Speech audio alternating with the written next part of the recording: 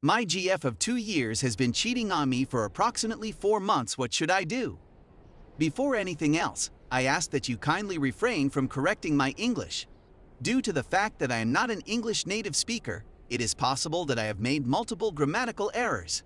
I am 24 years old and my girlfriend is 23 years old. We have been dating for 2 years. We first met at a party thrown by mutual friends, and we knew right away that we wanted to be together. Our lives have been good.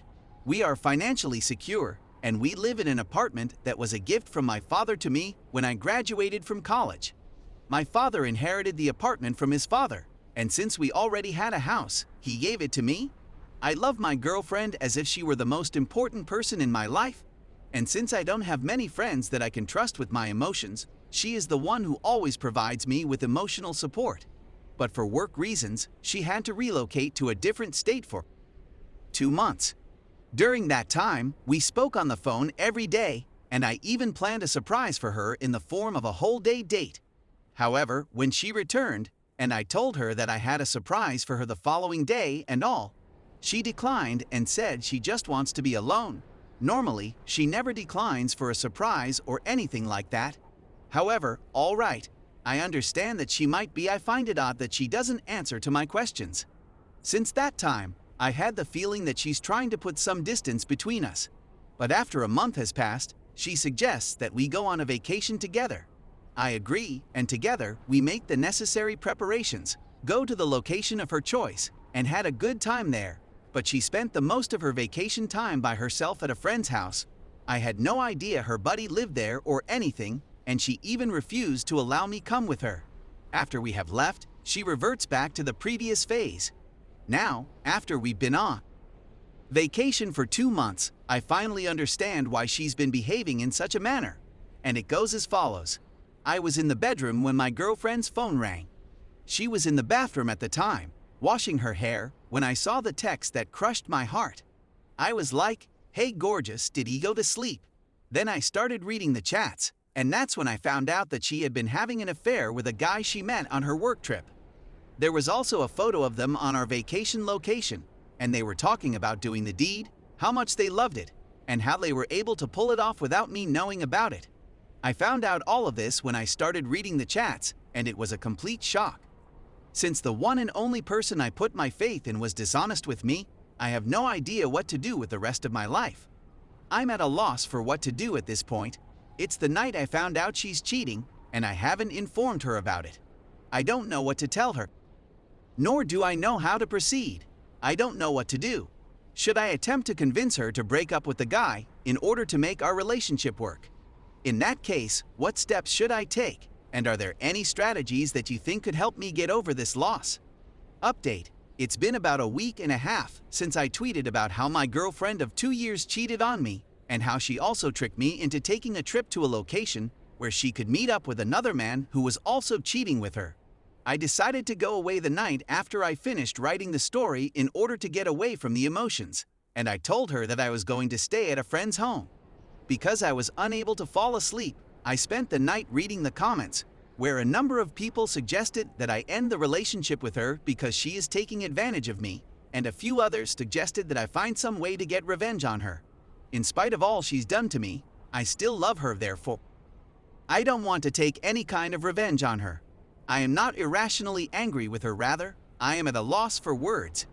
After that, I went to my parents' house and had a conversation with my mother. I know what you're thinking.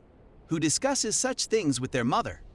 Well, I don't have anyone else to talk to about it because, like I said, normally I talk about it with my girlfriend. When I went and talked to her about it, she was devastated and said that she thought this girl would be perfect for me and that she was looking forward to our marriage. She then told me not to worry about anything and that everything will during the course of that night. I gave it a lot of consideration and eventually came to the conclusion that I should just end things with her for good and take a vacation or something like that. After that, I went back to my house, but there was a catch. It didn't even take her a whole night to call her other lover over to my place so they could cheat on me. At first, I had no intention of exacting any kind of retribution. Nonetheless, the situation in which she was lying in bed with another man and the opportunity presented themselves as the perfect setting for me to do so. I took pictures of them when they were sound asleep, but neither of them could be seen since they were both covered. That is not consistent with who I am. After that, I went back since I wanted some space to gather my thoughts before confronting her. Later on that day, I invited the individual without revealing my identity to a cafe, and I took my girlfriend along with me. You should have seen the emotions on her face when we got there. I also want to make sure you are aware that I took screenshots of them as they were talking. The second stage of my plan is now ready to be implemented. Collecting all of the available background information about the individual. I am aware that this is wrong, but my one online friend is very good with technology, and as a result, he was able to get all of his background information. Look what I found out about him. He has a wife and 2 children. The story gets even crazier.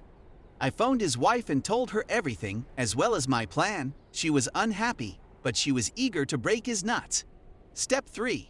I now have all of the information I need to bring her and that person to justice. Now I sent the man all of the images anonymously, and he was terrified. Step 4. Separate them. So I told him that if he didn't leave my fiancé, I'd ruin his life. I may be cruel for doing that, but he did much worse things to me.